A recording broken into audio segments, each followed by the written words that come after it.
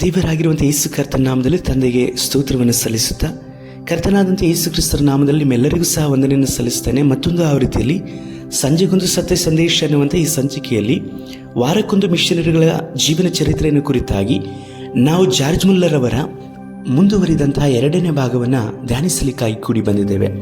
ನಾವೆಲ್ಲರೂ ಇರುವಂಥ ಸ್ಥಳದಲ್ಲಿ ಕರ್ತನ ಸಮ್ಮುಖದಲ್ಲಿ ನಮ್ಮ ಆತ್ಮ ಪ್ರಾಣೇಶ್ವರನ್ನು ಒಪ್ಪಿಸಿಕೊಟ್ಟು ಪ್ರಾರ್ಥಿಸೋಣ.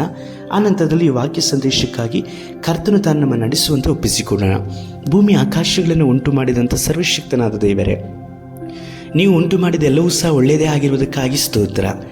ಕೆಟ್ಟತನಗಳನ್ನು ಒಳ್ಳೆಯತನಗಳಿಂದ ಕರ್ತನೆ, ನೀವು ಎಲ್ಲರಿಂದಲೂ ಸಹ ತೆಗೆಯಲ್ಪಡುವಂಥ ದೇವರಾಗಿರುವುದಕ್ಕಾಗಿ ಸ್ತೋತ್ರ.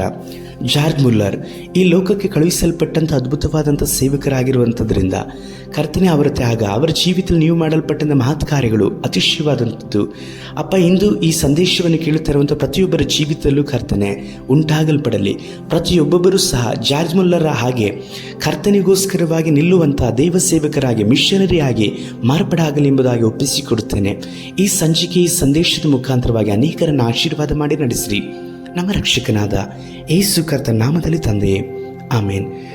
ಕರ್ತನಲ್ಲಿ ಪ್ರೀತಿಯ ದೇವಜನರೇ, ಕಳೆದ ವಾರದಲ್ಲಿ ಜಾರ್ಜ್ ಮುಲ್ಲರ್ ಅವರು ಯೌವನ ಕಾಲದಲ್ಲಿ, ಅಂದರೆ ಸುಮಾರು 20 ವರ್ಷ ತನಕವಾಗಿಯೂ ನಾನಾ ವಿಧವಾದ ಚಟಗಳಿಗೂ, ಗುಲಾಮತ್ವಕ್ಕೂ ಮಾತ್ರವಲ್ಲದೆ ಮಾದಕ ವ್ಯಸನಕ್ಕೂ, ಜೂಜಾಟಗಳಿಗೂ ಸಹ ತನ್ನ ಜೀವಿತವನ್ನು ಸಮರ್ಪಿಸಿಕೊಂಡಂಥ ವ್ಯಕ್ತಿಯಾಗಿ, ಲೋಕದಲ್ಲಿ ಕೆಟ್ಟ ಮಗನಾಗಿ, ಯೇಸುವನ್ನು ನಂಬಿದರೂ ಸಹ ಯೇಸುವನ್ನು ಅರಿಯದೇ ಇರುವಂಥ, ಅವರ ಸ್ವರವನ್ನು ಕೇಳದೇ ಇರುವಂಥ ಜೀವಿತವನ್ನು ಜೀವಿಸಿದ್ರು. ಆದರೆ ನಂತರದಲ್ಲಿ ಏನಾಯಿತು ಎಂಬುದಾದಂತಹ ಸಂಗತಿಗಳನ್ನೇ ನಾವು ನೋಡಲಿಕ್ಕಿದ್ದೇವೆ. ಒಂದು ದಿನ 1825ನೇ ವರ್ಷ ನವೆಂಬರ್ ತಿಂಗಳಿನಲ್ಲಿ ಒಂದು ಶನಿವಾರ ಸಾಯಂಕಾಲ ಅವರ ಪ್ರಿಯ ಸ್ನೇಹಿತನಾದಂತಹ ಪೆಟ್ಟ ಅನ್ನುವಂಥ ಸ್ನೇಹಿತನ ಜೊತೆಯಲ್ಲಿ ಅವರು ವಾಕಿಂಗ್ ಆಗಿ ತೆರಳಲ್ಪಟ್ಟಿರ್ತಾರೆ. ಆ ದಿನದಲ್ಲಿ ಪೆಟ್ಟ ಅವರು ಜಾರ್ಜ್ ಮುಲ್ಲರ್ ಅವರನ್ನು ತಮ್ಮ ಕುಟುಂಬದ ಪ್ರಾರ್ಥನೆಯಲ್ಲಿ ಭಾಗವಹಿಸಬೇಕೆಂಬುದಾಗಿ ಕರೆಯಲ್ಪಡ್ತಾರೆ. ಆಯಾ ಸಮಯದಲ್ಲಿ ಕುಟುಂಬದ ಪ್ರಾರ್ಥನೆಯಲ್ಲಿ ಈ ಪೆಟ್ಟರವರು ನಿರತರಾಗ್ತಾ ಇದ್ರು, ಕೂಟಗಳಲ್ಲೂ ಸಹ ಭಾಗವಹಿಸ್ತಾ ಇದ್ರು. ಅಲ್ಲಿ ಏನು ನಡೀತದೆ ಎಂದು ಜಾರ್ಜ್ರವರು ಕೇಳಲು ಸತ್ಯವೇದವನ್ನು ಓದಿ ಹಾಡು ಹಾಡಿ ಪ್ರಾರ್ಥಿಸ್ತಾರೆ. ಮುದ್ರಿಸಿಕೊಡಲಾಗದ ಪ್ರಸಂಗಗಳನ್ನು ಸಹ ಅವರು ಓದಲ್ಪಡ್ತಾರೆ ಎಂಬುದಾಗಿ ಹೇಳಿ ಪೆಟ್ಟರವರು ಮುಲ್ಲರ್ಗೆ ಹೇಳ್ತಾರೆ. ಇದನ್ನು ಕೇಳಿದ ತಕ್ಷಣದಲ್ಲಿ, ನನ್ನ ಜೀವಿತದಲ್ಲಿ ನಾನು ಏನನ್ನಾದರೂ ಸಹ ನೋಡಿದಂಥದ್ದನ್ನು ಹೊಂದಿಕೊಳ್ಳುತ್ತೇನೆಂಬ ಗ್ರಹಿಕೆಯಿಂದ ಅಲ್ಲಿಗೆ ಹೋದೆ ಎಂಬುದಾಗಿ ಹೇಳಿ ಮುಲ್ಲರ್ ಅವರು ಹೇಳ್ತಾರೆ. ವಿಶ್ವಾಸಿಗಳ ಅನುಸರಣೆಯ ಬಗ್ಗೆಯೂ ನನಗೆ ಗೊತ್ತಿಲ್ಲ, ಆದರೆ ನಾವಿಬ್ಬರು ಹೋದ ಕೂಡಲೇ ಆ ಕುಟುಂಬದ ಯಜಮಾನರು ನಮ್ಮ ಮನವು ತೆರೆದಲ್ಪಟ್ಟಿದೆ, ಹಾಗಾಗಿ ಬನ್ನಿರಿ ಎಂಬುದಾಗಿ ಹೇಳಿ ಮುಲ್ಲರ್ ಅವರನ್ನು ಮಾತ್ರವಲ್ಲದೆ ತನ್ನ ಸ್ನೇಹಿತನಾದ ಪೆಟ್ಟರವರನ್ನು ಬರಮಾಡಿಕೊಳ್ತಾರೆ. ಅವರು ಒಬ್ಬ ಕ್ರೈಸ್ತ ವರ್ತಕರಾದಂತಹ ಶ್ರೀ ವೆಗ್ನರ್ ಅನ್ನುವಂಥವರಾಗಿದ್ದರು. ಆ ಕೂಟದವರು ಕೂಡಿ ಹಾಡಿ ಪ್ರಾರ್ಥಿಸಿ ಸಂತೋಷಪಟ್ಟರು. ಗೈಸರ್ ಅನ್ನುವಂಥವರು ದೇವರ ವಾಕ್ಯವನ್ನು ಹೇಳಿ ಅವರನ್ನು ಆಶೀರ್ವದಿಸಿ ಮುಕ್ತಾಯ ಮಾಡಲ್ಪಡ್ತಾರೆ.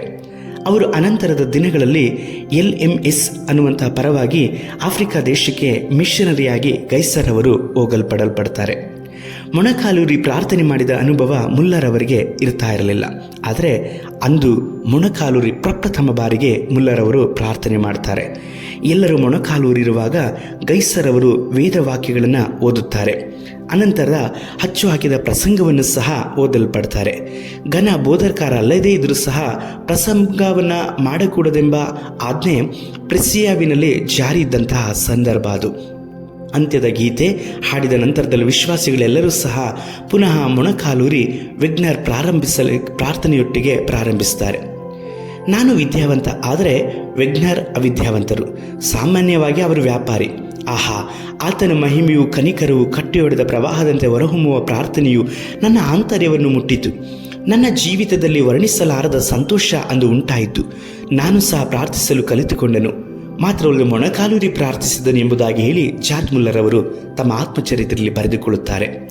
ದೂರ ಪ್ರಯಾಣ ಮಾಡಿ ಪೆಟ್ಟನೊಂದಿಗೆ ಸ್ವಿಟ್ಜರ್ಲ್ಯಾಂಡ್ ದೇಶಕ್ಕೆ ಹೋಗಿ ಬಂದಾಗಲೂ ಸಹ ಇಂಥ ಸಂತೋಷ ನನಗೆ ಸಿಗಲಿಲ್ಲ ಎಂದು ಅವರು ಅಂದುಕೊಳ್ಳುತ್ತಾರೆ.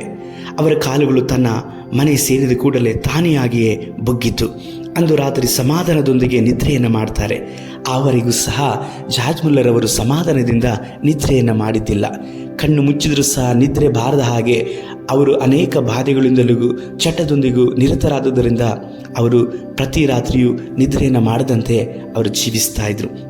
ಆದರೆ ಅಂದು ಅವರು ಕುಟುಂಬ ಪ್ರಾರ್ಥನೆಯಲ್ಲಿ ಭಾಗವಹಿಸಿ ಮನೆಗೆ ಹೋದ ನಂತರದಲ್ಲಿ ಅವರು ಸಮಾಧಾನವಾಗಿ ಪ್ರಾರ್ಥನೆಯನ್ನು ಮಾಡಿ ಸಮಾಧಾನವಾಗಿಯೂ ಸಹ ನಿದ್ರೆಯನ್ನು ಮಾಡಲ್ಪಡ್ತಾರೆ.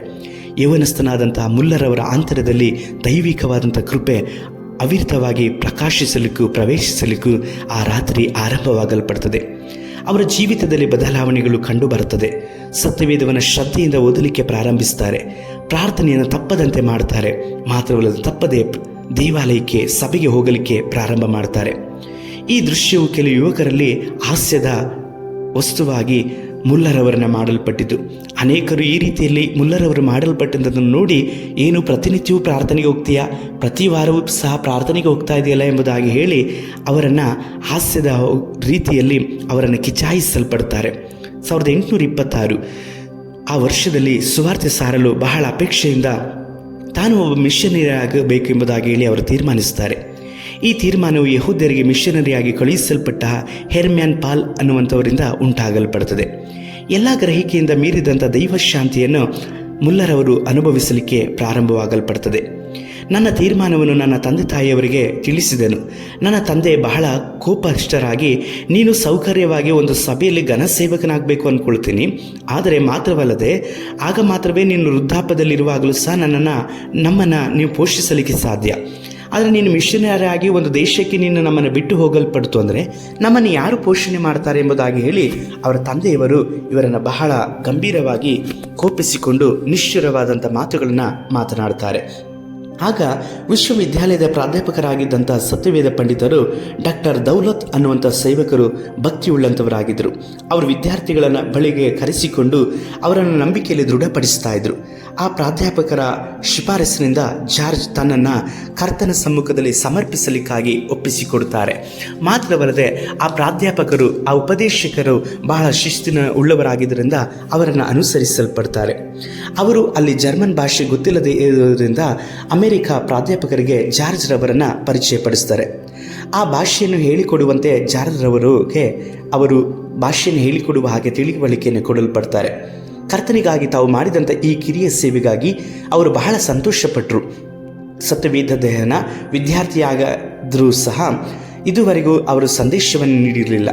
ಮೊಟ್ಟ ಮೊದಲನೇ ಬಾರಿಗೆ 1826 ಆಗಸ್ಟ್ 27ರಂದು ಒಬ್ಬ ವೃದ್ಧ ಬೋಧಕರ ಆಲಯದಲ್ಲಿ ಪ್ರಸಂಗ ಮಾಡಲಿಕ್ಕಾಗಿ ಮುಲ್ಲರವರು ಕರೆಯಲ್ಪಡ್ತಾರೆ. ಇವರು ಪ್ರಸಂಗ ಮಾಡಿದರು, ಆದರೆ ಅದು ಅವರಿಗೆ ತೃಪ್ತಿ ಆಗಲಿಲ್ಲ. ಕರ್ತನ ಆಶೀರ್ವಾದವಿದ್ದಂತೆಯೂ ಅವರಿಗೆ ಅನಿಸಲಿಲ್ಲ. ಆದರೆ ಅಂದು ಸಂಜೆ ಅದಕ್ಕಿಂತಲೂ ಉತ್ತಮವಾದಂಥ ರೀತಿಯಲ್ಲಿ ಸಂಕೋಚವಿಲ್ಲದೆ ಮಾತನಾಡಲ್ಪಡ್ತಾರೆ. ಆತ್ಮದಲ್ಲಿ ಬಡವರು ಧನ್ಯರು, ಪರಲೋಕ ರಾಜ್ಯವು ಅವರದು ಎಂಬ ಮತ್ತಾಯ 5ನೇ ಅಧ್ಯಾಯದ ವಾಕ್ಯದ ಆಧಾರದಿಂದ ಮಾತನಾಡಲಿಕ್ಕಾಗಿ ಪ್ರಾರಂಭಿಸುತ್ತಾರೆ. ಜನರು ಬಹಳ ಉತ್ಸಾಹದಿಂದ ಕೇಳುತ್ತಾರೆ, ಕರ್ತನಿಂದ ನಡೆಸಲ್ಪಡುತ್ತಾರೆ, ಮಾತ್ರವಲ್ಲದೆ ಆತ್ಮನಿಂದ ತುಂಬಲ್ಪಡುತ್ತಾರೆ. ಆ ದಿನದಿಂದ ಕರ್ತನು ಅನುಗ್ರಹಿಸುವ ಸಂದೇಶಕ್ಕೋಸ್ಕರವಾಗಿ ಸರಳವಾಗಿ ಜನರ ಸಮ್ಮುಖದಲ್ಲಿ ಕರ್ತನಿಗೋಸ್ಕರವಾಗಿ ಒಪ್ಪಿಸಿಕೊಟ್ಟು ಪ್ರಸಂಗ ಮಾಡಲಿಕ್ಕಾಗಿಯೂ ಸಹ ಮುಲ್ಲರವರು ದೇವರ ಕರೆಗಳಿಗೆ ತಮ್ಮನ್ನು ಸಮರ್ಪಿಸಿಕೊಳ್ಳುತ್ತಾರೆ. ಸತ್ಯವೇದದ ಅಧ್ಯಯನ ವಿದ್ಯಾರ್ಥಿಯಾಗಿದ್ದ ಅವರು ಇತರರ ಹಾಗೆ ವಾಕ್ಯಗಳ ಗ್ರಂಥಗಳನ್ನು ಅಧ್ಯಯನ ಮಾಡಲಿಕ್ಕಾಗಿ ಪ್ರಾರಂಭಿಸುತ್ತಾರೆ.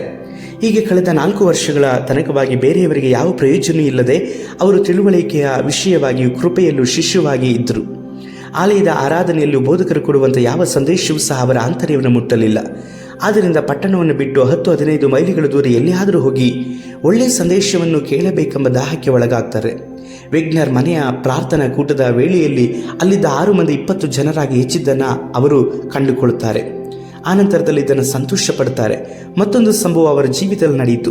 1727ರಲ್ಲಿ ಗತಿಸಿದ ಫ್ರಾಂಕ್ ಎಂಬುವರು ನಡೆಸುತ್ತಿದ್ದ ಒಂದು ಅನಾಥಾಶ್ರಮದಲ್ಲಿ ಸತ್ಯವೇದ ಅಧ್ಯಯನ ವಿದ್ಯಾರ್ಥಿಗಳು ತಂಗಿದ್ದರು. ಈ ಅನಾಥ ಮಕ್ಕಳ ಮನೆಯ ನಂಬಿಕೆಯ ಮೂಲಕವೇ ಅನುದಿನವೂ ಪೋಷಿಸಲ್ಪಡುತ್ತಿರುವಂಥದ್ದನ್ನು ಅವರು ತಿಳಿಯಲ್ಪಟ್ಟರು. ಅನಂತರ ಅವರ ಜೀವಿತದಲ್ಲಿ ಅವರು ನಡೆಸಿದ ಆಶ್ರಯ ಧಾಮಗಳಿಗೆ ಬಹಳ ಉಪಯುಕ್ತವಾದಿತ್ತು. 1827ರಲ್ಲಿ ಜಾರ್ಜ್ 22 ವರ್ಷ ವಯಸ್ಸಿನವರಾಗಿದ್ದಾಗ ಇಂಗ್ಲೆಂಡಿನ ಕಾಂಟಿನೆಂಟಲ್ ಸಂಘದವರು ಬುಕಾರೆಸ್ಟಿನಲ್ಲಿದ್ದ ಒಬ್ಬ ವೃದ್ಧ ಮಿಷನರಿಗೆ ಸಹಾಯಕರಾಗಿ ಒಬ್ಬರನ್ನು ಕಳುಹಿಸಿಕೊಡುವ ಹಾಗೆ ಡಾಕ್ಟರ್ ದೌಲತ್ ರವರಿಗೆ ಪತ್ರವನ್ನು ಬರೀತಾರೆ. ಬಹಳ ಪ್ರಾರ್ಥನೆಯ ತರುವಾಯ ತನ್ನನ್ನು ಒಪ್ಪಿಸಿಕೊಟ್ಟರು. ಜಾರ್ಜ್ ಮುಲ್ಲರ್ ಅವರು ಅಕಸ್ಮಾತ್ತಾಗಿ ತನ್ನ ತಂದೆಯವರು ನನಗೆ ಒಪ್ಪಿಗೆ ಕೊಟ್ಟರು. ಆದರೆ ಆಗ ಟರ್ಕಿ ದೇಶಕ್ಕೂ ರಷ್ಯಾ ದೇಶಕ್ಕೂ ಯುದ್ಧ ಪ್ರಾರಂಭವಾಯಿತು. ಇದಕ್ಕೆ ದೇವಚಿತ್ತವಿಲ್ಲದೆ ಹೋಯಿತು. ಆದ್ದರಿಂದ ಮಿಷನರಿ ಆಗಿ ಸಂಘದವರು ನನ್ನನ್ನು ಆ ಒಂದು ದೇಶಕ್ಕೆ ಕಳುಹಿಸಲಿಕ್ಕೆ ಕೈ ಬಿಟ್ಟರು ಎಂಬುದಾಗಿ ಹೇಳಿ ಬರೆದುಕೊಳ್ಳುತ್ತಾರೆ.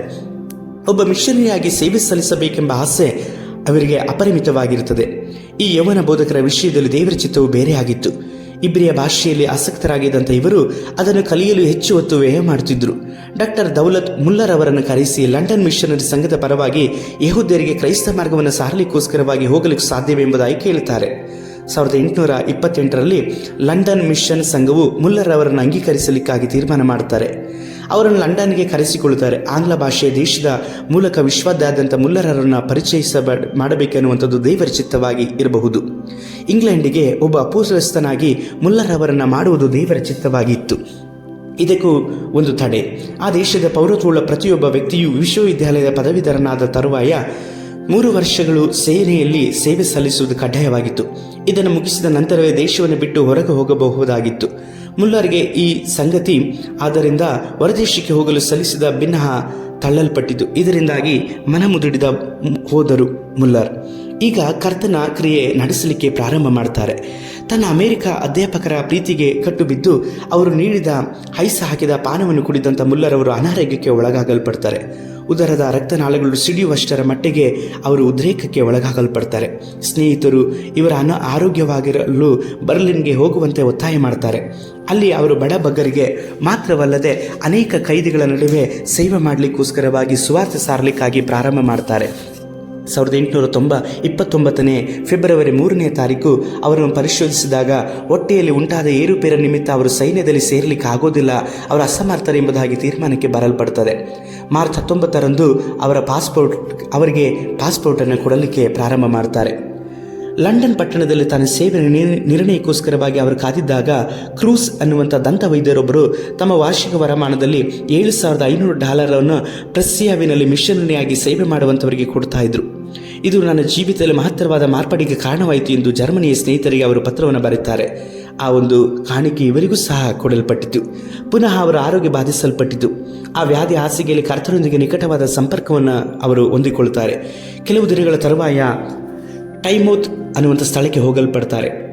ಅಲ್ಲಿ ಎಬಿನೇಸರ್ ದೇವರ ಆಲಯಕ್ಕೆ ತೆರೆಯಲ್ಪಟ್ಟದ್ದಾಗಿತ್ತು. ಅಲ್ಲಿ ಘನಬೋಧಕರೊಂದಿಗೆ 10 ದಿನಗಳು ತಂಗಿದ್ದು ಕರ್ತನ ಮಹತ್ವವನ್ನು ಕಂಡುಕೊಳ್ಳುತ್ತಾರೆ. ನ್ಯಾಯ ತೀರ್ಪಿನ ಅಳತೆಕೋಲು ಸತ್ಯವೇದದ ವಾಕ್ಯಗಳು ಮಾತ್ರವೇ, ಕಾಲಗಳು ಹೇಗೆ ಇದ್ದವು ವಾಕ್ಯಗಳು ಸಹ ಅರಿತುಕೊಳ್ಳಲಿಕ್ಕೆ ಅವರು ಪವಿತ್ರಾತ್ಮನಿಂದ ತುಂಬಲ್ಪಟ್ಟವರಾಗಿ ನಡೆಸಲ್ಪಡ್ತಾರೆ. ಇದನ್ನು ಅವರು ಮನಗಳ್ಳಲ್ಪಟ್ಟವರಾಗಿದ್ದರು. ಸತ್ಯವೇದ ವ್ಯಾಖ್ಯಾನಗಳನ್ನು ಮತ್ತಿತರ ಗ್ರಂಥಗಳನ್ನು ಒತ್ತಿಗಿಟ್ಟು ಸತ್ಯವೇದವನ್ನು ಓದುತ್ತಾ ಕರ್ತನ ಪಾದದಲ್ಲಿ ಕುಳಿತು ಅನೇಕ ಬಾರಿ ಪ್ರಾರ್ಥನೆ ಮಾಡುತ್ತಾ ತನ್ನನ್ನು ಸಮರ್ಪಿಸಿಕೊಳ್ಳುವವರಾಗಿ ಅವರು ಅನುದಿನವೂ ದೇವರ ಸಮ್ಮುಖದಲ್ಲಿ ದೇವರ ಪಾದದಲ್ಲಿ ತಿಂಗಳುಗಟ್ಟಲೆ ದಿನಗಟ್ಟಲೆ ಅವರು ಸಮಯವನ್ನು ಕಳೀತಾ ಇದ್ರು. ಮಾತ್ರವಲ್ಲದೆ ದೇವರ ವಾಕ್ಯಗಳನ್ನು ಧ್ಯಾನಿಸ್ತಾ ಇದ್ರು. ಆತ್ಮನ ಬಲವನ್ನು ಹೊಂದಿಕೊಳ್ಳುತ್ತಾ ಇದ್ರು. ಈ ದೇವ ಬಲದಿಂದ ಬಾಳಿದ ಅವರು ಇಡೀ ಸತ್ಯವೇದವನ್ನು 200ಕ್ಕೂ ಹೆಚ್ಚು ಬಾರಿ ಓದಿದ್ದಾರೆ. ನಿರ್ದಿಷ್ಟವಾಗಿ 100 ಸಾರಿ ಮೊಣಕಾಲೂರಿಕೊಂಡೇ ದೇವರ ಸತ್ಯವೇದವನ್ನು ಅವರು ಓದಲ್ಪಟ್ಟು ಸಂಪೂರ್ಣವಾಗಿ 100 ಸಾರಿ ಮೊಣಕಾಲೂರಿಕೊಂಡೇ ಬೈಬಲನ್ನು ಇಡೀ ಸಂಪೂರ್ಣ ಓದಲ್ಪಟ್ಟವರಾಗಿ ಇದ್ದರು. ಕರ್ತನ ಬಳಿಯಲ್ಲಿ ಅಪರಿಮಿತವಾದಂಥ ಪ್ರಕಟಣೆಗಳನ್ನು ಹೊಂದಿಕೊಂಡರು. ಸತ್ಯವೇದದ ವಿಷಯದಲ್ಲಿ ಬಹಳ ಆಸಕ್ತಿ ಉಳ್ಳವರಾಗಿ ಅವರಿದ್ದರು. ದೇವರ ವಾಕ್ಯವನ್ನು ಪದೇ ಪದೇ ಓದಲಿಕ್ಕೆ ಪ್ರಾರಂಭ ಮಾಡ್ತಾ ಇದ್ರು. ಮನುಷ್ಯರ ಜೊತೆಯಲ್ಲಿ ಮಾತನಾಡೋದಕ್ಕಿಂತ ಹೆಚ್ಚಾಗಿ ದೇವರ ವಾಕ್ಯವನ್ನು ಓದಿದ್ದು ಅವರು ಬಹಳ ಹೆಚ್ಚಾಗಿ ಪ್ರಸಂಗ ಮಾಡಿದ್ದು ಸಹ ಬಹಳ ಹೆಚ್ಚು ಸಮಯವಾಗಿ ಇತ್ತು. ಹೀಗೆ ದಿನೇ ದಿನೇ ಕರ್ತನಲ್ಲಿ ಪ್ರಾರ್ಥನೆಯಲ್ಲಿಯೂ ನಿರತರಾಗಿದ್ದಂಥ ಮುಲ್ಲರವರು ತಮ್ಮನ್ನು ಸೇವೆಗಾಗಿ ಸಂಪೂರ್ಣವಾಗಿ ಒಪ್ಪಿಸಿಕೊಟ್ಟರು. ಮಾತ್ರವಲ್ಲ, ಒಂದು ಅನಾಥಾಶ್ರಮವನ್ನು ಸ್ಥಾಪಿಸಬೇಕು ಎನ್ನುವಂತಹ ಅಪೇಕ್ಷೆ ಮುಲ್ಲರಿಗೆ ಇತ್ತು. ಅದರಂತೆ 1835 ನವೆಂಬರ್ 20ನೇ ತಾರೀಕು ಒಬ್ಬ ಸಹೋದರಿಯ ಮನೆಯಲ್ಲಿ ಈ ಆಶ್ರಮವನ್ನು ಧೈರ್ಯದಿಂದ ಮುಲ್ಲರವರು ಪ್ರಾರಂಭ ಮಾಡ್ತಾರೆ.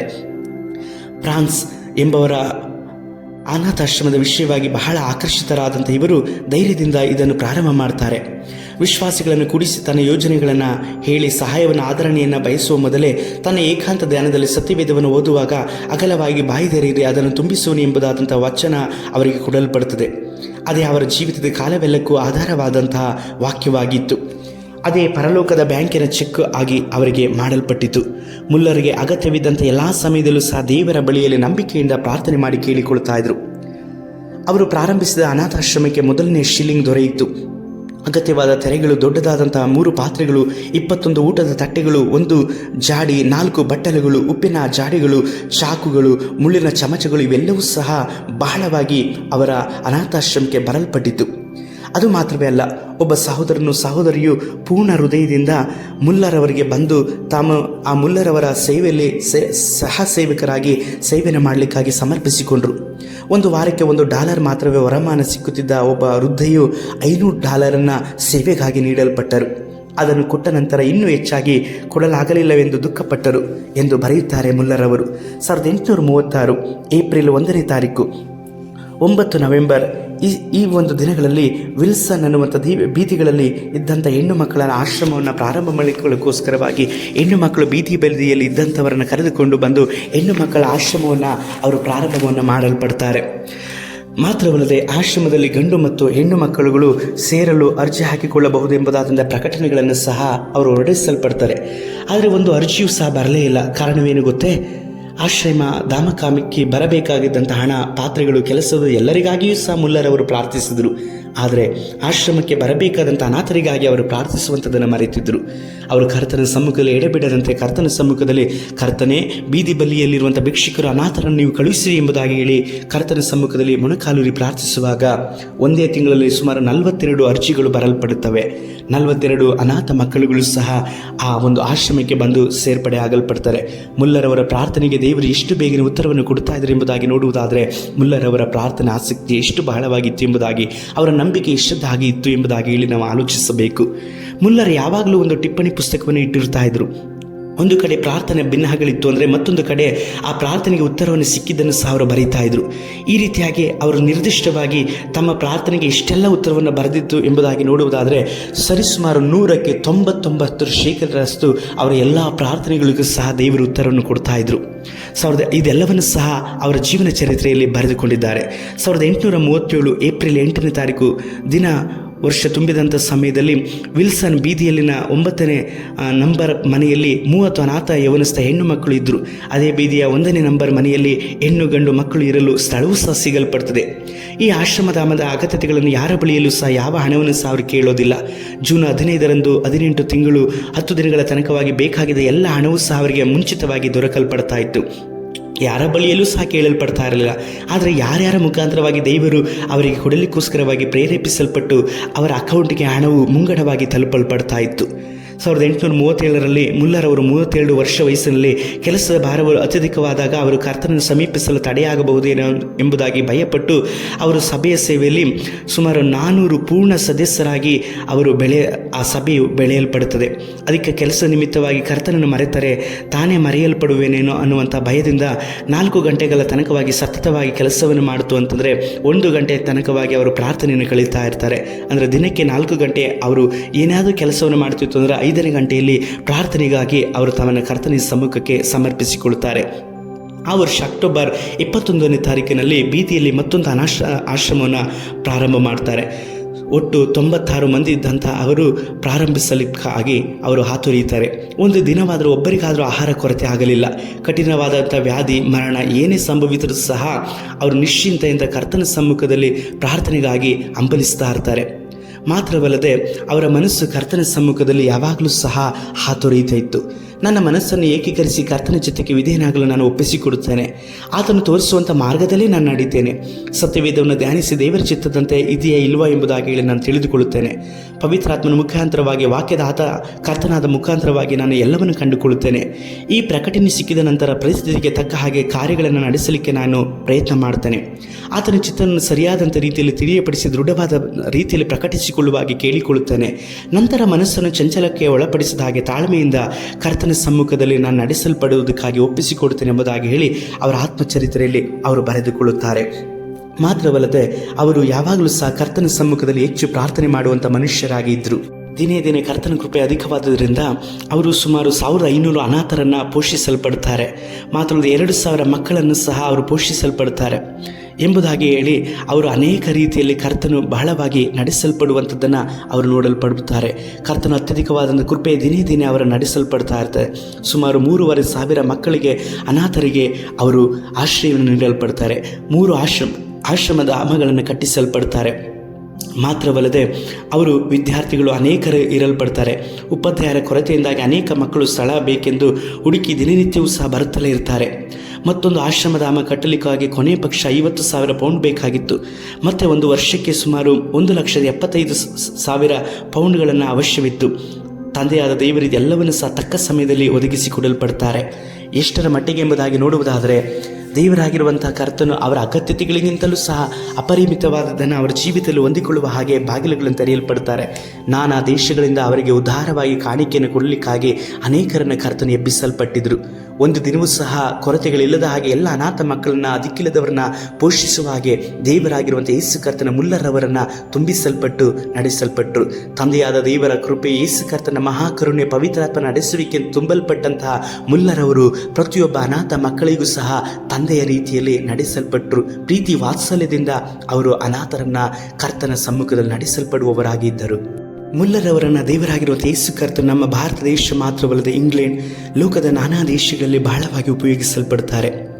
ಮಾತ್ರವಲ್ಲದೆ 1898 ಮಾರ್ಚ್ 7 ಭಾನುವಾರ ಪ್ರೀತಿ ಪಾತ್ರವಾದಂತಹ ಬೆಥೆಸ್ದಾ ಸ್ಥಳದಲ್ಲಿ 2 ಕೊರಿಂಥ 5:1 ವಾಕ್ಯದ ಆಧಾರದ ಮೇಲೆ ಯಾವ ರೀತಿಯ ಉದ್ರೇಕವೂ ಇಲ್ಲದಂತೆ ಶ್ರದ್ಧೆಯಿಂದ, ಕಳಕಳಿಯಿಂದ ತನ್ನ ದೀರ್ಘಕಾಲದ ಕ್ರಿಸ್ತಿಯ ಪ್ರಯಾಣದ ಅಂತ್ಯೋಕ್ತಿಯ ಮಾತುಗಳನ್ನು ಅವರು ಮಾತನಾಡಲ್ಪಡ್ತಾರೆ. ಮಾರ್ಚ್ 10ನೇ ತಾರೀಕು ದಿನ ಪದ್ಧತಿಯಂತೆ ಕೆಲಸದವಳು ಟೀಯೊಂದಿಗೆ ಮುಲ್ಲರವರನ್ನು ಕೋಣೆಯಲ್ಲಿ ಸಂಧಿಸಲಿಕ್ಕಾಗಿ ಬಾಗಿಲನ್ನು ತಟ್ಟುತ್ತಾರೆ. ಶಬ್ದವಿಲ್ಲ. ಬಾಗಿಲನ್ನು ತೆರೆದು ಒಳಗೆ ಹೋಗಿ ನೋಡಿದಾಗ ಶ್ರೀ ಮುಲ್ಲರವರು ನೆಲದಲ್ಲಿ ಬಿದ್ದಿರುವುದನ್ನು ಕಂಡು ಬೆದರಿ ಎತ್ತಲು ನೋಡಿದಾಗ ದೇಹ ಸೋತು ಹೋಗಿತ್ತು. ಹಾಲನ್ನು, ಬಿಸ್ಕಟ್ಟನ್ನು ಕೇಳುತ್ತಾರೆ. ಮೇಜಿನ ಮೇಲೆ ಇಲ್ಲಲ್ಪಟ್ಟಿದ್ದವು. ಅದನ್ನು ತಿನ್ನಲಿಕ್ಕೆ ಆರಂಭಿಸುತ್ತಾರೆ. ಸ್ವಲ್ಪ ಚೇತರಿಸಿಕೊಳ್ಳುತ್ತಾರೆ. ಶರೀರ ಬಳಲಿ ಸೋತು ಹೋಗಿತ್ತು. ಮೇಜಿಗೆ ಹೊರಗಿದರು ಎಂದು ಬರೆಯುತ್ತಾರೆ. ಅವನ ಜೀವನ ಚರಿತ್ರೆಯನ್ನು ಬರೆದ ಫ್ರೆಡ್ ವಾರ್ನ್ ಅವರು. ಅವರ ಪ್ರಾರ್ಥನೆ ಎಂಬ ಸರಣಿ ಅಮೂಲ್ಯವಾದಂಥ ಬಂಗಾರದ ಸರಪಣಿಯಾಗಿತ್ತು. 50,000ಕ್ಕಿಂತಲೂ ಹೆಚ್ಚಾದ ಅವರ ಪ್ರಾರ್ಥನೆಗಳು ಮೊಣಕಾಲು ಬಿಟ್ಟು ಏಳುವ ಮೊದಲೇ ಉತ್ತರವು ಬರಲಿಕ್ಕೆ ಪ್ರಾರಂಭವಾಗಿದ್ದು, ಸುಮಾರು 50,000ಕ್ಕಿಂತಲೂ ಹೆಚ್ಚು ಉತ್ತರವನ್ನು ದೇವರ ಕರ್ತನ ಸಮ್ಮುಖದಲ್ಲಿ ಅವರ ಪ್ರಾರ್ಥನೆಯಿಂದ ಉತ್ತರವನ್ನು ದೊರಕಲ್ಪಟ್ಟವರಾಗಿದ್ದರು. ವರ್ಷಗಟ್ಟಲೆ ಮಾಡಿದಂಥ ಪ್ರಾರ್ಥನೆಗಳು ಮಾತ್ರವಲ್ಲ ಇದ್ದವು. ಮಾತ್ರವಲ್ಲ 5 ಮಂದಿ ಸ್ನೇಹಿತರಿಗಾಗಿ ಅವರು ಕರ್ತನ ಸಮ್ಮುಖದಲ್ಲಿ ಬೇಡಿಕೊಂಡದ್ದು ಸಹ ಅಂಗೀಕರಿಸಿಕೊಳ್ಳಲ್ಪಟ್ಟಿತ್ತು. ಮಾತ್ರವಲ್ಲದೆ ಕರ್ತನ ಸಮ್ಮುಖದಲ್ಲಿ ಅವರು ಬೇಡಿದಂಥ ಯಾವ ಪ್ರಾರ್ಥನೆಯೂ ಸಹ ತಿರಸ್ಕಾರವಾಗಿ ಇರಲ್ಪಟ್ಟಿರಲಿಲ್ಲ. ಅವರಿಗಾಗಿ ಅನಾರೋಗ್ಯದಲ್ಲೂ, ನೆಲದಲ್ಲೂ, ಹಾಸಿಗೆಯಲ್ಲೂ ಮೇಲೆ ಬಿದ್ದಿರುವಾಗಲೂ ಸಹ ಪ್ರಾರ್ಥಿಸ್ತಾ ಇದ್ದರು. ಮೊದಲನೆಯದಾಗಿ 18 ತಿಂಗಳು ಬಳಿಕವೂ 5-6 ವರ್ಷಗಳ ಬಳಿಕವೂ ಕರ್ತನನ್ನು ಅಂಗೀಕರಿಸಿಕೊಂಡರು. ನಾನಾದರೂ ಬಳಲಿ ಹೋಗದೆ ಸತತವಾಗಿ ಪ್ರಾರ್ಥಿಸಿ ಕರ್ತನನ್ನು ಸ್ತುತಿಸುವೆನು ಎಂಬುದಾಗಿ ಹೇಳಿ ಮುಲ್ಲರವರು ತನ್ನ ಪ್ರಾಣ ಸ್ನೇಹಿತರಾದಂಥ 5 ಮಂದಿಯ ಪ್ರಾರ್ಥನೆ, ಅವರ ರಕ್ಷಣೆಗೋಸ್ಕರವಾಗಿ ಪ್ರಾರ್ಥಿಸಲ್ಪಟ್ಟಿರುವಂಥದ್ದನ್ನು ಕುರಿತಾಗಿ ಬರೆದುಕೊಳ್ಳುತ್ತಾರೆ. ಮಾರ್ಚ್ 14 ಮುಲ್ಲರವರ ಅಂತ್ಯ ಸಂಸ್ಕಾರ ನಡೆಯಲ್ಪಡ್ತದೆ. ಕರ್ತನಲ್ಲಿ ನಿದ್ರೆ ಹೋದಂಥ ಅವರು 3ನೇ ಆಶ್ರಮಧಾಮದಲ್ಲಿ ಚಿಕ್ಕ ಆರಾಧನೆಯ ಒಟ್ಟಿಗೆ ನಡೆಸಲಿಕ್ಕಾಗಿ ಪ್ರಾರಂಭವಾಯಿತು. ಸಾಮಾನ್ಯವಾದ ಪೆಟ್ಟಿಗೆಯಲ್ಲಿ ಅವರ ಶರೀರವಿಟ್ಟಿದ್ದರು. ಶ್ರೀ ರೈಟ್ ಅವರು ಆದರಣೆಯ ಸಂದೇಶವನ್ನು ನೀಡಲ್ಪಡ್ತಾರೆ. ಆಶ್ರಮಧಾಮದ ಮಕ್ಕಳ ಕಣ್ಣೀರ ಪೂರ್ವವೇ ಹರಿಯಿತು. ಬೆಥೆಸ್ದಾ ಆಲಯದಲ್ಲಿ ಜನರ ಗುಂಪು ಮಿತಿ ಮೀರಿ ಸ್ನೇಹಿತರು ಮಾತ್ರ ಊರಿನವರು ಅನೇಕರು ಬರಲ್ಪಟ್ಟವರಾಗಿದ್ದರು. ರೈಟ್ ರವರು ಕರ್ತನ ನಿನ್ನೆ, ಇಂದು, ನಾಳೆ ಏಕರೀತಿಯಾಗಿರುವನು ಎಂಬ ಶಿರೋನಾಮೆಯಲ್ಲಿ ಪುನಃ ಮನಕರಗುವಂತೆ ಸಂದೇಶವನ್ನು ನೀಡಲ್ಪಡ್ತಾರೆ. ಮುಲ್ಲರವರ ಶರೀರವು ಆರ್ದೋವೆಲ್ ಅನ್ನುವಂಥ ಬೆಟ್ಟದಲ್ಲಿ ಬುಡದಲ್ಲಿ ಸಮಾಧಿ ಮಾಡಲ್ಪಟ್ಟಿತು. ಅವರ 2 ಪತ್ನಿಯರನ್ನು ಇಟ್ಟಿದ್ದ ಸ್ಥಳದಲ್ಲಿ ಇಡಲಾಯಿತು. ಅವರನ್ನು ಇಟ್ಟಿದ್ದ ಶವ ಪೆಟ್ಟಿಗೆಯ ಮೇಲೆ ಜಾರ್ಜ್ ಮುಲ್ಲರವರು 1898 ಮಾರ್ಚ್ 10ನೇ ದಿನ ತನ್ನ 93ನೇ ವರ್ಷದಲ್ಲಿ ನಿದ್ರಿಸಿದರು ಎಂಬುದಾಗಿ ಬರೆಯಲಾಗಿತ್ತು. ಪ್ರಪಂಚದ ಎಲ್ಲ ಆಲಯಗಳಲ್ಲೂ, ಬ್ರಿಸ್ಟನ್ನ ಎಲ್ಲ ಪ್ರಸಂಗ ವೇದಿಕೆಗಳಲ್ಲೂ ಮುಲ್ಲರವರ ಮರಣವನ್ನು ಕುರಿತು ಬೋಧಿಸಲಿಕ್ಕೆ ಪ್ರಾರಂಭವಾಯಿತು. ಎಲ್ಲ ಕಡೆಯಿಂದಲೂ ಅವರಿಗೆ ಶ್ರದ್ಧಾಂಜಲಿಗಳು ಸಲ್ಲಿಸಲಾಯಿತು. ಅವರ ಸ್ನೇಹಿತರು ಮುಲ್ಲರವರ ಜ್ಞಾಪಕಾರ್ಥವಾಗಿ ಇರಬೇಕೆಂಬುದಾಗಿ ಹೇಳಿ ಬೆಲೆ ಬಾಳುವ ನೆನಪಿನ ಚಿನ್ನವನ್ನು ಇರಿಸಬೇಕೆಂಬುದಾಗಿ ಹೇಳಿ ಬಯಸಿದರು. ಆದರೆ ಅವರ ಅಳಿಯ ರೈಟ್ ಅವರು ಒಪ್ಪಲಿಲ್ಲ. 10,000 ಅನಾಥರನ್ನು ಪೋಷಿಸಿದ ಘನವಂತರಿಗೆ ಉತ್ತಮವಾದಂಥ ನೆನಪಿನ ಕಾಣಿಕೆ ಬೇಕಲ್ಲವೇ? ಅವರಿಗೆ ಅಮೃತ ಶಿಲೆ ಮಂಟಪವನ್ನು ನಿರ್ಮಿಸಲಿಕ್ಕೆ ಪ್ರಾರಂಭ ಮಾಡ್ತಾರೆ. ಅಮೃತ ಶಿಲೆಯಿಂದ ಅವರ ಸಮಾಧಿಯ ಮಂಟಪವನ್ನು ಕಟ್ಟುತ್ತಾರೆ. ಸಾವಿರಾರು ಮಕ್ಕಳ ಪೋಷಕರಾಗಿ, ಸತ್ಯವೇದ ಜ್ಞಾನವನ್ನು ಬೋಧಿಸಿದ ಮೇಧಾವಿಯಾಗಿ, ಭಾನುವಾರ ಶಾಲೆಯಲ್ಲಿ 1000 ಗಟ್ಟಲೆ ಮಕ್ಕಳ ಹೃದಯದಲ್ಲಿ ಸುವಾರ್ತೆಯನ್ನು ಬಿತ್ತಿದವರಾಗಿ, ದೇವರ ವಾಕ್ಯದ ಪ್ರತಿಗಳನ್ನು ಹೊಂದಿ ಕರ್ತನ ಸಮ್ಮುಖದಲ್ಲಿ ಯಾವಾಗಲೂ ಅಪರಿಮಿತವಾಗಿ ಮೊಣಕಾಲಿರಿಯೇ ಪ್ರಾರ್ಥಿಸಲ್ಪಟ್ಟಂತಹ ದೇವ ಮನುಷ್ಯ ಜಾರ್ಜ್ ಮುಲ್ಲರವರಾಗಿದ್ದರು. ನಾನೊಬ್ಬ ಪ್ರವಾದಿಯಲ್ಲ, ಆದರೆ ನನ್ನ ಮಾನವರು, ಅತ್ತೆಯವರು, ಮಾವನವರು ಸಲ್ಲಿಸಿದ ಪ್ರಾರ್ಥನೆಗಳು ಭವಿಷ್ಯವನ್ನು ಕುರಿತಾಗಿ ಭಾರದಿಂದ ಪ್ರಾರ್ಥಿಸಿ ಕರ್ತನಿಗೆ ತಿಳಿಯಪಡಿಸಿ ಒಪ್ಪಿಸಿದ್ದು ನನ್ನಿಂದ ಮರೆಯಲು ಸಾಧ್ಯವಿಲ್ಲ. 64 ವರ್ಷ ಮಾಡಿದ ಪ್ರಸಂಗ ಉತ್ತರವಿಲ್ಲದೆ ಹೋದಿತೆ. ಈ ಮಹಾಸೇವೆಯನ್ನು ಸತತವಾಗಿ ನಡೆಸಲು ಕರ್ತನು ತನ್ನ ಸೇವಕರನ್ನು ಎಬ್ಬಿಸಲಾರನೆ ಎಂಬುದಾಗಿ ಹೇಳಿ ತನ್ನ ಮಾವನ ಬಗ್ಗೆ ರೈಟ್ ರವರು ಬರೆದುಕೊಳ್ಳುತ್ತಾರೆ. ಮೊದಲನೇ ಸೇವಕರಾಗಿ ರೈಟ್ ರವರನ್ನು ಕರ್ತನ ಎಬ್ಬಿಸಲ್ಪಡ್ತಾರೆ. ಮುಲ್ಲರ್ ಮರಣ ನಂತರದಲ್ಲಿ ತನ್ನ ಅಳಿಯನಾದಂಥ ರೈಟ್ ರವರನ್ನು ಕರ್ತನ ಅಪರಿಮಿತವಾಗಿ ಉಪಯೋಗಿಸಲ್ಪಡ್ತಾರೆ. ಸತ್ಯವೇದವನ್ನು ಸುಮಾರು 400ಕ್ಕಿಂತಲೂ ಹೆಚ್ಚು ಬಾರಿ ಓದಲ್ಪಟ್ಟಂಥ ದೈವ ಮನುಷ್ಯನು ಮುಲ್ಲರ್ ಅವರು. ಸುಮಾರು 100 ಬಾರಿ ಮೊಣಕಾಲೂರಿಯೇ ದೇವರ ಸತ್ಯವೇದವನ್ನು ಪರಿಪೂರ್ಣವಾಗಿ ಓದಲ್ಪಟ್ಟಂತಹ ದೇವ ಸೇವಕ ಮುಲ್ಲರ್ ಅವರು. ದಿನಕ್ಕೆ ಸುಮಾರು 5 ತಾಸಿಗಿಂತಲೂ ಹೆಚ್ಚು ತಾಸು ವೈಯಕ್ತಿಕವಾಗಿ ಮುಂಜಾನೆ ಸೇವೆ ಸಮಯದಲ್ಲಿ ಕರ್ತನ ಸಮ್ಮುಖದಲ್ಲಿ ಮೊಣಕಾಲೂರಿ ಪ್ರಾರ್ಥಿಸಲ್ಪಟ್ಟಂತಹ ದೈವ ಮನುಷ್ಯ ಮುಲ್ಲರ್ ಅವರು. ಕರ್ತನ ನಾನಾ ವಿಧವಾದ ರೋಗಿಗಳನ್ನು ಅವರ ಕೈಗಳಿಂದ ಗುಣಪಡಿಸಲ್ಪಟ್ಟರು. ಮರಣವಾಗಲ್ಪಟ್ಟಂಥವರನ್ನು ಸತ್ತಂಥವರನ್ನು ಸಹ ಎಬ್ಬಿಸಲ್ಪಟ್ಟಂತಹ ಒಂದು ವರಗಳಿಂದ ತುಂಬಲ್ಪಟ್ಟವರಾಗಿದ್ದರು ಮುಲ್ಲರ್ ಅವರು. ತನ್ನ ಪ್ರೀತಿಯ ಪತ್ನಿ ಸತ್ತು ಹೋದಂಥ ಸಮಯದಲ್ಲಿ ಪ್ರಸಂಗಿಸುವಂಥ ಸಮಯದಲ್ಲಿ ಆ ಸಂಗತಿಯನ್ನು ತಿಳಿದಾಗಲೂ ಆ ಪ್ರಸಂಗ ಸಂಪೂರ್ಣವಾಗಿ ಮುಗಿದ ನಂತರದಲ್ಲೇ ಸತ್ತು ಹೋದಂಥ ತನ್ನ ಪತ್ನಿಯನ್ನು ನೋಡಲಿಕ್ಕಾಗಿ ಅವರು ಹೋಗಲ್ಪಡ್ತಾರೆ. ತನ್ನ ಪತ್ನಿಯ ಶವದ ಪೆಟ್ಟಿಗೆ ಬಳಿಯಲ್ಲಿ ಅವರು ಕುಳಿತುಕೊಂಡ ನಂತರದಲ್ಲಿ ಪತ್ನಿಯನ್ನು ಒಂದು ಕೊಠಡಿಗೆ ತೆಗೆದುಕೊಂಡು ಹೋಗಿ ಆ ಶವದ ಮೇಲೆ ಮರಣವೇ ನನ್ನ ಹೆಂಡತಿಯನ್ನು ಬಿಟ್ಟು ತೊಲಗು ಯೇಸುವಿನ ನಾಮದಲ್ಲಿ ಎಂಬುದಾಗಿ ಗದರಿಸುವಾಗ ಮರಣಿಸಲ್ಪಟ್ಟಂಥ ಅವರ ಪತ್ನಿ ಎದ್ದು ನಿಂತುಕೊಳ್ಳಲ್ಪಡ್ತಾರೆ. ಅವರ ಪತ್ನಿ ಮುಲ್ಲರ್ ಅವರಿಗೆ ಹೇಳುತ್ತಾರೆ, ನಾನು ಕರ್ತನಾದ ಯೇಸುವಿನ ಜೊತೆಯಲ್ಲಿ ಪರಲೋಕದಲ್ಲಿದ್ದೇನೆ, ನನ್ನನ್ನು ನೀವು ವಿಶ್ರಾಂತಿ ಸ್ಥಳಕ್ಕೆ ಕಳುಹಿಸಲ್ಪಡ್ರಿ, ನನ್ನನ್ನು ಮರಳಿ ನೀವು ಪ್ರಾರ್ಥನೆ ಮಾಡಿ ನನ್ನನ್ನು ಹೊಂದಿಕೊಳ್ಳಲಿಕ್ಕಾಗಿ ಪ್ರಯತ್ನ ಪಡಬೇಡ್ರಿ, ನಾನು ಯೇಸು ಕರ್ತನ ಬಳಿಯಲ್ಲಿ ಇರುವಂಥದ್ದು ಉತ್ತಮವಾದದ್ದು ಎಂಬುದಾಗಿ ಹೇಳಲ್ಪಡ್ತಾರೆ. ಹೀಗೆ ಮರಣಿಸಲ್ಪಟ್ಟಂಥವರಿಗೂ ಸಹ ಮುಲ್ಲರ್ ಅವರು ಪ್ರಾರ್ಥಿಸುವಾಗ ಜೀವವು ಬರ್ತಾ ಇತ್ತು. ಇಂಥ ಅಪರಿಮಿತವಾದಂಥ ದೈವ ಸೇವಕರನ್ನು ಉಪಯೋಗಿಸಲ್ಪಟ್ಟಂಥ ನಮ್ಮ ದೇವರಾಗಿರುವಂಥ ಯೇಸು ಕರ್ತನು ಎಷ್ಟು ಮಹತ್ತರವಾದಂಥ ಉಳ್ಳ ದೇವರಾಗಿದ್ದಾರೆ ನಾವು ಆಲೋಚಿಸಬೇಕು. ಮುಲ್ಲರ್ ಅವರನ್ನು ಉಪಯೋಗಿಸಲ್ಪಟ್ಟಂಥ ಸರ್ವಶಕ್ತನಾದ ದೇವರು ನಿಮ್ಮನ್ನು ಸಹ ಉಪಯೋಗಿಸಲಿಕ್ಕೆ ಶಕ್ತರು. ಇಂದು ಬೀದಿ ಬಲಿಗಳಲ್ಲಿ ಮಾತ್ರವಲ್ಲದೆ ನಾನಾ ಸ್ಥಳಗಳಲ್ಲಿ ರೋಗದಿಂದಲೂ ಬಾಧೆಗಳಿಂದಲೂ ಮರಣಿಸಲ್ಪಡ್ತಾ ಇರುವಂಥವ್ರನ್ನ ನಾವು ನೆನೆಸುವಾಗ ಮುಲ್ಲರ್ ಅವರ ಜೀವಿತವನ್ನು ನೆನೆಸಿಕೊಂಡು ಕರ್ತನ ನಮ್ಮನ್ನು ಸಹ ಅದೇ ರೀತಿಯಲ್ಲಿ ಉಪಯೋಗಿಸಲ್ಪಡ್ತಾರೆ ಎಂಬುದಾಗಿ ಒಪ್ಪಿಸಿಕೊಡೋಣ. ಬೀದಿ ಬದಿಯಲ್ಲಿ ಅನೇಕ ಭಿಕ್ಷುಕರನ್ನು ನಾವು ನೋಡ್ತಾ ಇದ್ದೇವೆ. ಅನಾಥರ ಸಂಖ್ಯೆ ಹೆಚ್ಚಾಗಲ್ಪಡ್ತಾ ಇದ್ದಾರೆ, ಬಡವರು ಅಧಿಕವಾಗ್ತಾ ಇದ್ದಾರೆ. ಒಂದು ತುತ್ತಿನ ಅನ್ನಕ್ಕೂ ಇಲ್ಲದ ಹಾಗೆ ಅನೇಕ ಜನಗಳು ಸಾಯಲ್ಪಡ್ತಾ ಇದ್ದಾರೆ. ದೇವರಾಗಿರುವಂಥ ಯೇಸು ಕರ್ತರು ಅಂಥವರನ್ನು ನಿಮ್ಮ ಮುಖಾಂತರವಾಗಿ ಪೋಷಿಸಲಿಕ್ಕೆ ಶಕ್ತರಾಗಿದ್ದಾರೆ. ಅವರಿಗೆ ಬೇಕಾಗಿರುವಂಥದ್ದು ಒಂದೇ, ನೀವು ದೇವರಿಗೆ ಬೇಕು. ನಿಮ್ಮನ್ನು ದೇವರಿಗೆ ನೀವು ಸಮರ್ಪಿಸಿಕೊಳ್ಳುವಾಗ ದೇವರು ನಿಮ್ಮನ್ನು ಅಪರಿಮಿತವಾಗಿ ಉಪಯೋಗಿಸಲಿಕ್ಕೆ ಶಕ್ತರಾಗಿದ್ದಾರೆ. ಮುಲ್ಲರ್ ಅವರನ್ನು ಉಪಯೋಗಿಸಲ್ಪಟ್ಟಂಥ ಸರ್ವಶಕ್ತನಾದ ದೇವರು ನಿಮ್ಮನ್ನು ಸಹ ಉಪಯೋಗಿಸಲಿಕ್ಕೆ ಈಗ ಸಿದ್ಧರಾಗಿದ್ದಾರೆ. ನಾವು ಪ್ರಾರ್ಥಿಸೋಣ. ಭೂಮಿ ಆಕಾಶಗಳನ್ನು ಉಂಟು ಮಾಡಿದಂಥ ಸರ್ವಶಕ್ತನಾದ ದೇವರೇ, ಜಾರ್ಜ್ ಮುಲ್ಲರ್ ಅವರ ಎಲ್ಲ ಪ್ರಾರ್ಥನೆಗಳಿಗೂ ಸಹ ಉತ್ತರವನ್ನು ಕೊಟ್ಟಂಥ ದೇವರಪ್ಪ, ನಮ್ಮ ಪ್ರಾರ್ಥನೆಗಳಿಗೂ ಸಹ ಉತ್ತರವನ್ನು ಕೊಟ್ಟು ಬೀದಿ ಬದಿಯಲ್ಲಿ ಭಿಕ್ಷಕರು, ನಾನಾ ವಿಧವಾದ ರೋಗಿಗಳಲ್ಲಿ ಇರುವಂಥವರು, ಅನಾಥರು, ದಿಕ್ಕಿಲ್ಲದವರು, ವಿಧೇಯರು ಇಂಥವರನ್ನು ಪರಾಂಬರಿಸುವ ಹಾಗೆ ನಮಗೆ ಸಹಾಯ ಮಾಡಿರಿ ಅಪ್ಪ. ಮುಲ್ಲರ್ ನಿಷ್ಕಳಂಕವಾಗಿ ನಿಮ್ಮ ಸೇವೆಯನ್ನು ಮಾಡಿದ ಪ್ರಕಾರವಾಗಿ ಯಾವ ಲಾಭ ಅಪೇಕ್ಷೆಗಳಿಲ್ಲದ ಹಾಗೆ ನಿಮ್ಮ ಸೇವೆಯನ್ನು ಮಾಡುವಂತಹ ಅಭಿಷೇಕವು, ಬಲವು, ಪ್ರಾರ್ಥನಾ ಜೀವಿತ ಒಬ್ಬೊಬ್ಬರಲ್ಲೂ ಉಂಟಾಗಲ್ಪಡಲಿ. ಈ ಸಂದೇಶವನ್ನು ಕೇಳಲ್ಪಟ್ಟಂಥ ಒಬ್ಬೊಬ್ಬರ ಜೀವಿತಗಳು ಮಾರ್ಪಾಡಾಗಲಿ. ಅವರ ಮೊಣಕಾಲುಗಳು ಬಲವಾಗಿ ನಿಲ್ಲಲ್ಪಡಲಿ. ನೀವು ತನ್ನ ಉಪಯೋಗ ಮಾಡಿ ನಡೆಸಿರಿ. ನಮ್ಮ ರಕ್ಷಕನಾದ ಯೇಸು ಕರ್ತನ ನಾಮದಲ್ಲಿ ತಂದೆಯೇ, ಆಮೇನ್. ಕರ್ತನಲ್ಲಿರುವ ಪ್ರೀತಿ ದೇವ ಜನರೇ, ಈ ಒಂದು ಮಿಷನರಿ ಜೀವನ ಚರಿತ್ರೆ ನಿಮಗೆ ಪ್ರಯೋಜನಕರವಾಗಿತ್ತು ಎಂಬುದಾಗಿ ನಾನು ನಂಬುತ್ತೇನೆ. ನೀವು ಸಹ ಮಿಷನರಿಯಾಗಿ ದೇಶಗಳಲ್ಲಿ ಕರ್ತನಿಗೋಸ್ಕರವಾಗಿ ಉಪಯೋಗವಾಗಲಿ ಎಂಬುದಾಗಿ ಹೇಳಿ ನಾನು ನಿಮಗಾಗಿ ಪ್ರಾರ್ಥಿಸ್ತೇನೆ. ನಿಮ್ಮ ಯಾವುದೇ ಪ್ರಾರ್ಥನೆ ಮನವಿಗಳಿರುವುದಾದರೂ ನಮಗೆ ಹಂಚಿಕೊಳ್ಳಬಹುದು.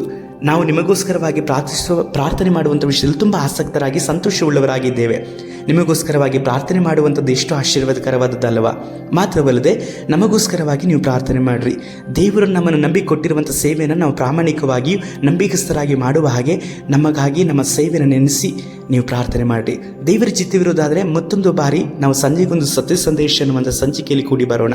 ಅಲ್ಲಿವರೆಗಾಗಿ ನಮಗೋಸ್ಕರವಾಗಿ ಪ್ರಾರ್ಥನೆ ಮಾಡಿರಿ. ನಿಮಗೋಸ್ಕರವಾಗಿ ನಾವು ಪ್ರಾರ್ಥನೆ ಮಾಡ್ತೇವೆ. ದೇವರು ನಿಮ್ಮನ್ನು ಆಶೀರ್ವಾದ ಮಾಡಲಿ. ಶುಭ ಸಂಜೆ.